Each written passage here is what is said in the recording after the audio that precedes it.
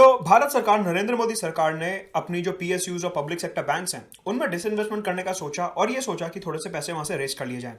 लेकिन अभी क्या हो रहा है कि जो डिसइन्वेस्टमेंट है वो कर नहीं पा रहे हैं ड्यू टू सर्टेन रीजंस। उनको कुछ परेशानी हो रही है डिसइन्वेस्टमेंट करने में और पैसा रेस करने में। इस पर्टिकुलर वीडियो में सबसे पहले बताऊंगा डिसइन्वेस्टमेंट होता क्या है, सरकार को दिक्कत क्यों आ रही है डिसइन्वेस्टमेंट करने में, क्या क्या कारण है और उसको सुधारा किस तरीके से आ सकता है। GS mains paper 3 prelims examination और इंटरव्यू के पर्सपेक्टिव से ये पूरा वीडियो रहेगा। इस वीडियो को देखने के बाद आप कैसा भी आंसर मेंस में लिख पाएंगे। तो अगर आप इस वीडियो का स्ट्रक्चर ऑब्जर्व करोगे तो सबसे पहले मैं इसको इंट्रो फॉर्म में प्रेजेंट करूंगा, मतलब कि फैक्ट्स और एग्जैक्टली है क्या मसला। फिर उसके बाद प्रोज एंड कॉन्स कि क्या इशू है, क्या प्रॉब्लम्स है, and then way forward conclusion part. तो आपको भी अपने नोट्स इसी तरीके से बनाने हैं और एग्जाम में इसी तरीके से आपको आंसर लिखना है in the mains examination. Right, presented by me Mudit Gupta.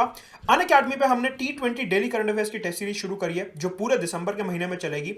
Current affairs की बहुत ही बेहतरीन टेस्ट सीरीज है जो कि डेली होती है। इसमें क्वेश्चंस जो होते हैं they are created by top Unacademy educators और डिटेल्ड एनालिसिस होता है by top educators of Unacademy. यहां पे आपको रैंकिंग प्रोवाइड करी जाएगी अगर आप टेस्ट लाइव ले रहे हैं तो। और इस टेस्ट सीरीज की खास बात यह है कि चाहे आप हिंदी मीडियम के हो और if you are from English medium, the test is available in both the languages. दोनों ही भाषाओं में इस टेस्ट का क्वेश्चन और सोल्यूशन अवेलेबल आपको मिलेगा। इस टेस्ट में क्या रहता है कि 20 क्वेश्चन होते हैं 20 मिनट के, 40 नंबर, 2 नंबर का एक क्वेश्चन। हर रोज शाम को 7:30 बजे टेस्ट होता है और उसके इमीडिएटली बाद इसका एनालिसिस होता है, डिटेल्ड एनालिसिस। तो अनअकैडमी की ये जो T20 टेस्ट सीरीज है इसका नीचे डिस्क्रिप्शन बॉक्स में लिंक दिया हुआ है, कमेंट बॉक्स में भी लिंक पिंड है, क्लिक करके उसको ज्वाइन करिए, एब्सोल्युटली फ्री। राइट, सो सबसे पहले समझते हैं कि डिसइन्वेस्टमेंट एग्जैक्टली होता क्या है। देखिए, डिसइन्वेस्टमेंट का मतलब होता है कि जो सरकार है जब उसने सोच लिया कि मेरे को अपने शेयर्स मार्केट में बेचने हैं, सीधी सी बात है, ऐसी बहुत सारी कंपनियां हैं जैसे कि gas authority of India limited, coal authority of India limited, SAIL, GAIL etcetera, NTPC हो गया, स्टेट बैंक ऑफ इंडिया हो गया, पंजाब नेशनल बैंक हो गया, यूको बैंक हो गया। ये सारे के सारे जो पब्लिक सेक्टर बैंक्स और पब्लिक सेक्टर कंपनीज हैं इसमें भारत सरकार की अच्छी खासी शेयर होल्डिंग है। एक तरीके से आप लेमैन भाषा में बोल सकते हो कि भारत सरकार इनकी ओनर है, भारत सरकार इनकी मालिक है। अब क्या होता है, आपने देखा होगा कि हम लोग क्या करते हैं कि जैसे अलग अलग कंपनियों के शेयर मार्केट में शेयर खरीद लेते हैं, जब उसका प्राइस बढ़ जाता है उसको मार्केट में बेच के पैसा कमा लेते हैं। सरकार भी ऐसा कुछ करना चाहती है। सरकार कहती है कि जब मेरे पास इतने सारे शेयर्स हैं अलग अलग कंपनी और बैंक के, तो जब उनका मार्केट प्राइस बढ़ जाए तो मैं उनको बेच के थोड़ा बहुत पैसा रेस कर लूं। ठीक है, तो ये जो पूरा प्रोसेस होता है जहां पे सरकार अपने शेयर्स शेयर मार्केट में जाके बेचती है इन्वेस्टर्स को, उस प्रोसेस को कहा जाता है डिसइन्वेस्टमेंट। कि सरकार अपनी कंपनी में अपने शेयर्स को बाजार में बेच रही है आपके और हमारे ऐसे लोगों को, और सरकार पैसा रेस कर रही है, इसे कहते हैं डिसइन्वेस्टमेंट। ये जो डिसइन्वेस्टमेंट होता है, सरकार क्या करती है, कई बार इंस्टीट्यूशंस को बेच देती है, जो शेयर्स हैं एचडीएफसी वगैरह, एलआईसी और इन सबको बेच देती है, या फिर सीधा शेयर मार्केट में आपके और हमारे ऐसे पब्लिक को बेच देती है। राइट, ये जो पूरा का पूरा स्टेक सेल का प्रोसेस होता है कि ये जो सरकार अपनी स्टेक बेचना चाहती है, ये हैंडल किया जाता है by department of investment and public asset management. ये जो आप देख रहे हैं दीपम, दीपम की फुल फॉर्म होती है department of investment and public asset management. ये जो डिपार्टमेंट है मिनिस्ट्री ऑफ फाइनेंस के अंडर आता है। तो ये पर्टिकुलर मिनिस्ट्री और department are responsible for disinvestment in India. Right, सवाल उठता है कि जब सरकार ने अपने शेयर्स बेच दिए, शेयर्स बेच के पैसा रेस कर लिया, तो वो पैसा जाता कहां पे है, वो पैसा इकट्ठा कहां पे होता है। हमारे को ऐसा प्रोसेस पता होना चाहिए मेंस के पर्सपेक्टिव से और प्रीलिम्स के पर्सपेक्टिव से। बेसिकली भारत सरकार के 3 अकाउंट्स होते हैं, 3 मेजर अकाउंट्स होते हैं। एक होता है कंसोलिडेटेड फंड ऑफ इंडिया, यहां पे सारा का सारा टैक्सेशन का पैसा जाता है। ये जो कंसोलिडेटेड फंड ऑफ इंडिया, इधर सारा का सारा टैक्सेशन का पैसा जाता है। और अगर आपको कंसोलिडेटेड फंड ऑफ इंडिया से कोई भी खर्चा करना है, अगर आप कंसोलिडेटेड फंड ऑफ इंडिया से कोई भी पैसा निकालना चाहते हो, तो इसके लिए आपको पार्लियामेंट का अप्रूवल चाहिए होता है। You require parliamentary approval to spend money out of the consolidated fund of India. इसके अलावा एक फंड है जिसका नाम है कंटिजेंसी फंड ऑफ इंडिया। ये contingency fund of India president of India के अंडर आता है। This is under president of India. और ये जो पैसा है कंटिजेंसी फंड का, ये हमेशा इमरजेंसी पर्पसेस के लिए यूज किया जाता है कि मान लो कोरोना फैल गया तो इसमें से पैसा निकाल लिया, या फिर कहीं आग लग गई, भूचाल आ गया, फ्लड आ गया, उस तरीके से कोई इमरजेंसी के टाइम पे कंटिजेंसी फंड से पैसा निकाला जा सकता है। तीसरा अकाउंट होता है पब्लिक अकाउंट्स। पब्लिक अकाउंट जो होता है वो सीधा का सीधा भारत सरकार, गवर्नमेंट ऑफ इंडिया के अंडर होता है। इसमें क्या होता है कि पब्लिक अकाउंट्स में से अगर आपको पैसा निकालना है, if you want to withdraw money from public accounts, then no parliamentary approval is required. किसी भी प्रकार का पार्लियामेंट्री अप्रूवल नहीं चाहिए होता।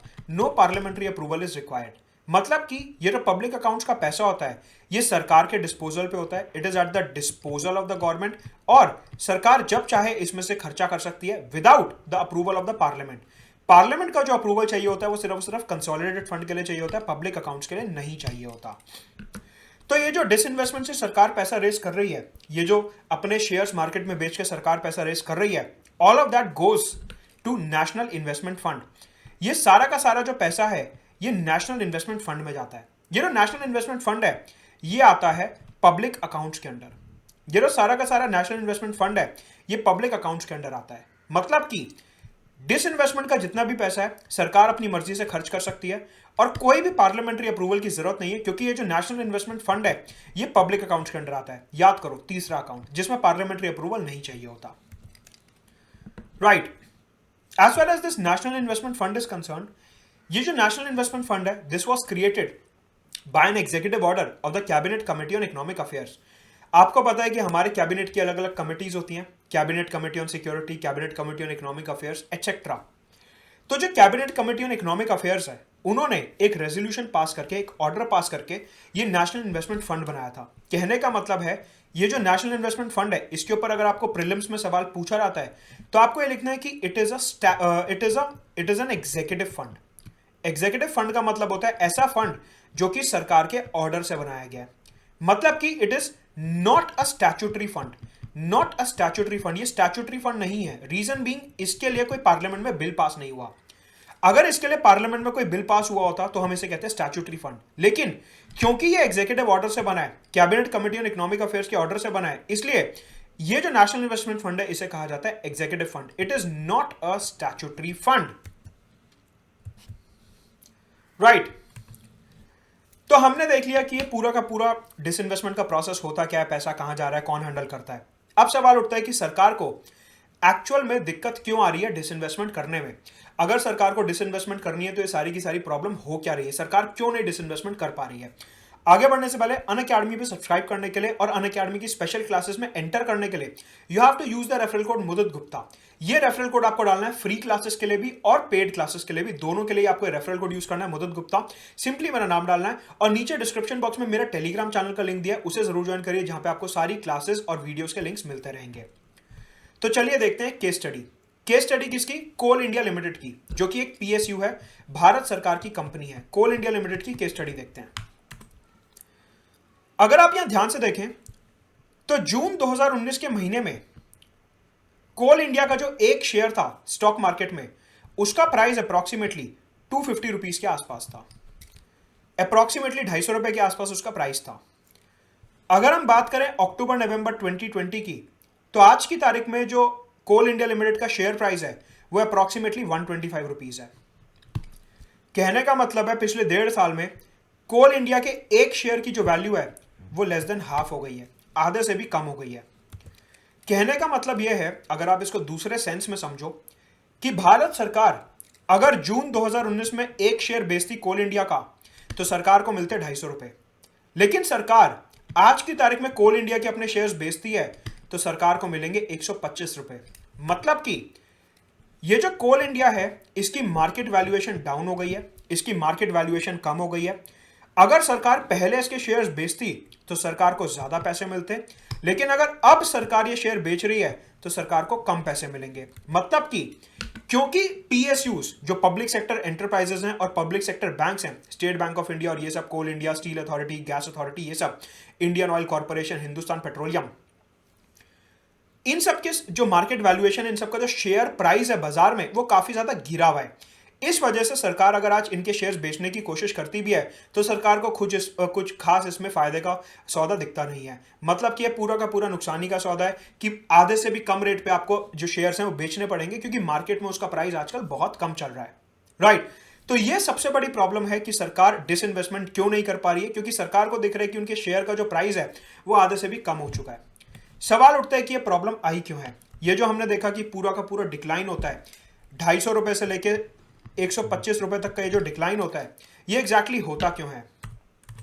इसका सबसे पहला रीजन है कि जो फॉरेन इन्वेस्टर्स हैं, जो बाहर से लोग पैसा लेके आ रहे हैं, उनको पब्लिक सेक्टर एंटरप्राइजेस में कोई इंटरेस्ट है नहीं।